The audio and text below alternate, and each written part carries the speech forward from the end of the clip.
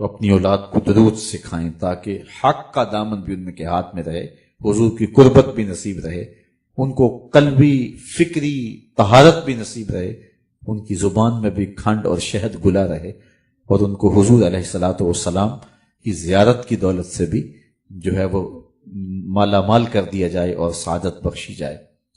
دوسرا کام علامہ اقبال کہتے ہیں جو ہمارے کرنے کا یہ ہے، وہ یہ ہے کہ اپنی اولاد کو حضور کی سیرت پڑھائیں تاکہ صاحب سیرت سے ان کا پیار پیدا ہو۔ بالخصوص 4 سال سے لے کر 7 سال کا جو بچہ ہے یہ واقعات میں دلچسپی رکھتا ہے، تو اس عمر کا جب بچے ہوں تو اس عمر کے بچوں کو حضور کی سیرت کے چھوٹے چھوٹے واقعات جو ہیں وہ ان کے سامنے رکھنے چاہیے تاکہ انہیں ذہن نشین ہو جائے، ان کی زبان کے اندر، منہ بولی کے اندر۔ ویسے بھی جو باتیں بچپن میں بچوں کو بتائی جاتی ہیں ساری زندگی ساتھ رہتی ہیں، وہ ان الفاظ کے ساتھ ان کو یاد رہے نہ رہیں لیکن ان کے تحت شعور میں باقی رہتی۔ یہ ہمارے جو مسلمانوں میں یہ مروج ہے، یہ سنت ہے کہ جب بچہ پیدا ہو تو اس کے کان میں اذان دی جائے۔ تو کچھ لوگوں نے اس پہ ریسرچ کی ہے کہ بچہ جب ابھی سکی ماں کی بولی نہیں جانتا ہوتا، اس کے کان میں عربی کی اذان دلوائی جاتی ہے۔ یہ مسلمان کیا کرتے ہیں کہ ابھی تو وہ سکی ماں کی بولی نہیں سمجھ رہا ہوتا تو اس کو عربی میں سنایا جاتا ہے اذان۔ تو اس کا نتیجہ انہوں نے یہ نکالا کہ بچپن میں بچہ جو آوازیں سنتا ہے ساری زندگی ان سے مانوس رہتا ہے۔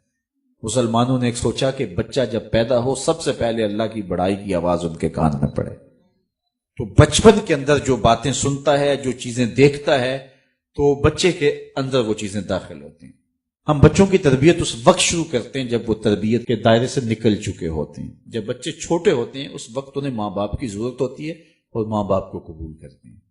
جب وہ بلوغت کے قریب ہو جاتے ہیں، مراحت جسے کہتے ہیں، تو پھر اس وقت وہ اپنے دوستوں سے کچھ چیز لیتے ہیں۔ المرء علی دین خلیلہ فلینظر احدکم من یخالل، اس وقت وہ دوستوں سے لے رہا ہوتا ہے۔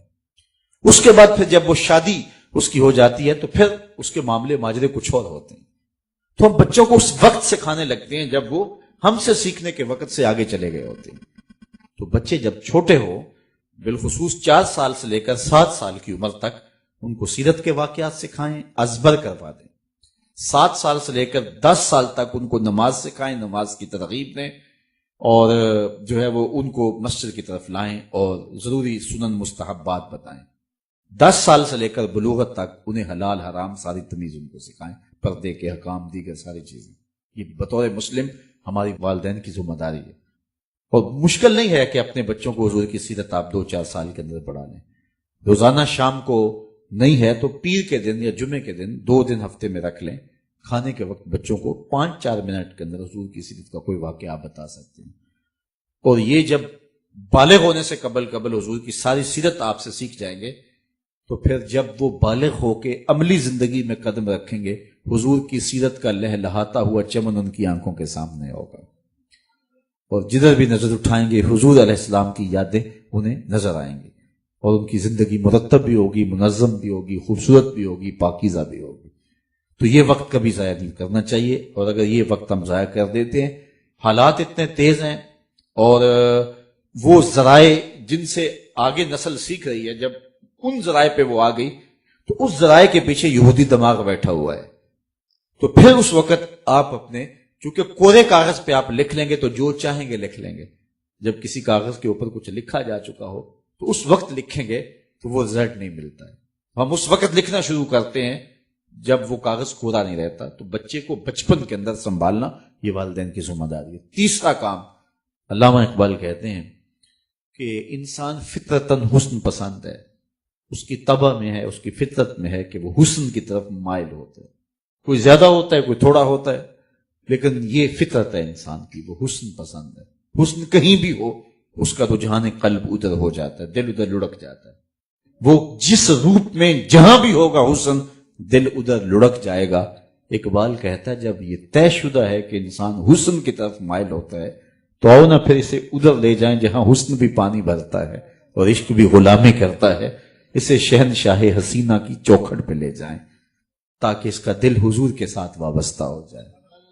کیونکہ حسن تو وہ ہیں جو تجلی ہے حسن مطلق کی نا، باقی حسن تو ادھورے ہیں، میرے رسول کا حسن پورا ہے۔ باقی حسن بے وفا ہیں، میرے رسول کا حسن با وفا ہے۔ یہ گاڑیوں کے پیچھے لکھا ہوتا ہے صنم بے وفا، تو یہ اس ادھورے حسن کی کہانی ہے، یہ اس ادھورے حسن کی بے وفائی کا احتجاج ہے کہ بے وفائی ہوگی، روتے پھرتے ہیں، اپنے نفسیات کو یوں لکھ لیا کہ میرے محبوب نے مجھ سے بے وفائی کر دی، اور گاڑیوں کے پیچھے لکھ کے گھوم رہے ہیں صنم بے وفا۔ میں کہتا ہوں صاحب تو نے پیار اس سے کیا جس نے بے وفائی کی، آ تجھے وہ چوکھٹ بتاؤں جو ہاتھ پکڑتا ہے تو حشر کے دن بھی نہیں چھوڑتا، اس سے محبت کا دم بھر، وہ حسن جو اللہ کو بھی بھا گیا، ایسے پیارے سے محبت کیجیے۔ تو حضور کے ساتھ جب تعلق جڑے گا، اپنی اولاد کو بتائیں کہ بڑے حسین ہیں زمانے میں، لیکن جو حسن رب نے محبوب کو دیا، مکھ چند بدر شاہ شانی ہے، متھے چمک دی لاٹ نورانی ہے، کالی زلف تے اکھ مستانی ہے، مخمور رکھی ہن مد بھری